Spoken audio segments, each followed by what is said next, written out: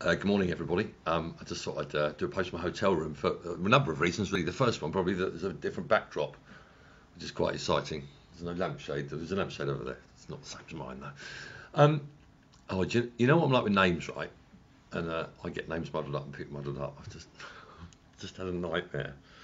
So on Loose Women the other day, Anastasia was on, and I relayed the story to the audience about how I met her at X Factor when she came to do X Factor, and I met her in Scotland, and she was around the breakfast area, and I had a chat with her, and she was American, and I thought, I love Americans, so I thought I'd be really helpful. So I started asking her what she was doing with her day, and she said, not much, and she was quite closed about what she was doing, and I said, we're doing the X Factor down the road. What would you like to come and watch the show?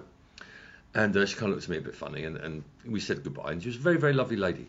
And when we got to the X Factor, I introduced the judges and on walked this person as a judge, which I felt a complete knob because I'd been inviting her to come and watch the show.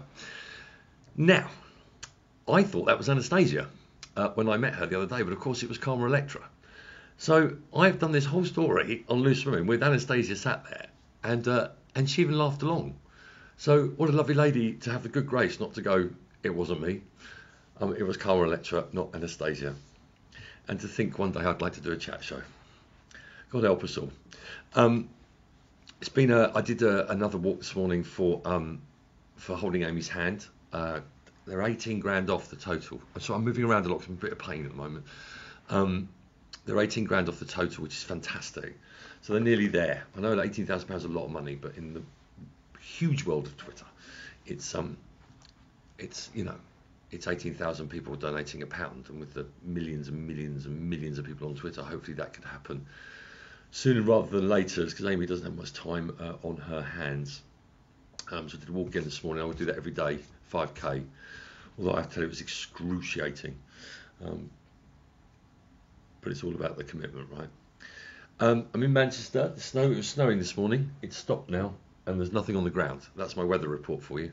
Kind of like watching the snow. It's nice when the snow falls, right? It kind of gets all like wintry. It's nice on the first day, and then it's crap after that. I've got my niece and my sister-in-law live in Canada, near Toronto, and that's serious snowfall. We always get a bit carried away in this country with snow when we get 2 inches, and the whole place comes to a standstill. Over there, they have the snow blowers for the drive. It's very exciting, a snow blower. It blows it all, and it's a responsibility to keep the front of your drive clean and the path, so then everyone does the paths. It's good. I just do that here actually with like litter and sweeping. So off to Britain's Got Talent today. Have some more fun and frivolity. Looking forward to that. And also most looking forward to walking up and down the steps to the stage, but it'll all be good. Not much else to tell you really. Got back yesterday off the was absolutely shattered. Great fun on Sky News with Eamon and Isabel and Tash. It was lovely. I wondered how I got through it actually. I was in the car on the way back going, how did I just do that? I hope I made some sense. I don't really remember what I was talking about. I was so tired. Got home and had a celebratory wine, a few actually, but I deserved that. And it was nice. It was nice. I missed my doctor's appointment. Nothing new there. So I need to phone and apologise about that. I think we can be excused on this time. I've only broken one thing in the hotel room, and you'd be happy to know I've been here less than 12 hours, and I knocked the coffee over this morning. The kettle is at the back, so the coffee cups are here. So I moved the kettle and hit the big spoon, and then the coffee went everywhere. Have I told you I'm the clumsiest man in the world yet? I am quite clumsy. My bruise is going down on my buttock from falling over the other day, which reminded me of a story actually. Many years ago, I went to Portsmouth, which is a place on the south coast, I'm sure you all know, and went out clubbing with a friend of mine, and came out of his flat and went off to do something, I can't remember, buy a lay-by, I think, and then I can't remember the details, but anyway, there was someone weeing up my car, so I asked him not to do it in probably an aggressive manner, in all fairness.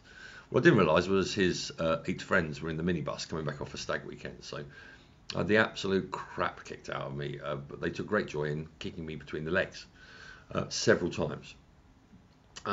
So I got in and I was in a lot of pain. I went to sleep, woke up in the morning, and my testicles were like this. They were the 2 biggest things you'd ever seen in your life, and completely black.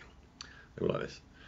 And so my friend said we should phone the police. So we phoned the police, and we reported it, and I went to make a statement, and then they said, could you wait at the house because we send a photographer around because we need to take pictures of your testicles as evidence.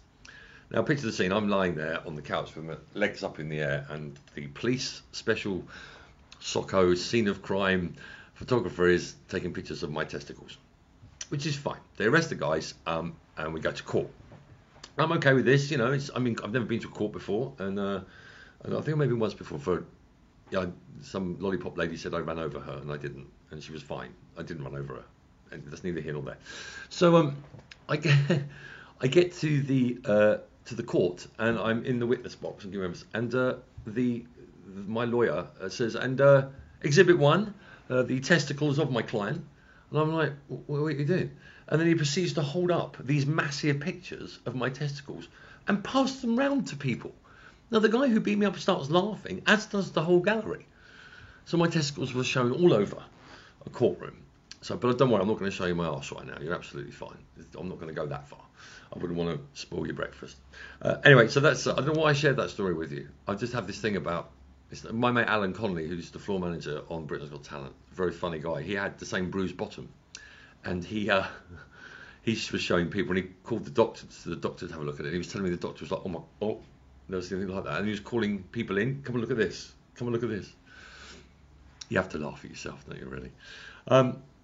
If you have a couple of pence, a couple of pounds to donate to Holding Amy's Hand, that would be amazing. It would be phenomenal by the end of the week if lots of people donated to that. I know I don't have many followers on here, and you probably have donated already. So thank you so much for that. I promise I'm going to slow down. I know I've done the big bike ride and then that massive walk this year, and we're not even finished January yet. So I'm going to take some time back. I've got some writing to do. I've got to seek work. And get back to my focus for this year. So listen, have a most amazing day today. Remember, if you see a homeless person, just give them a smile or a minute at a time, or have a look at Centrepoint or SSFA, AFA, SFFA, I'm going to keep it wrong, SAFA. But you can have a look at SAFA. They do amazing work with the armed forces, as does Centrepoint with young people who are homeless. So that's the only things I ask of you today, really, which is a lot, I know. But smile a lot today, because it's a lovely, beautiful day. Take care. Thanks.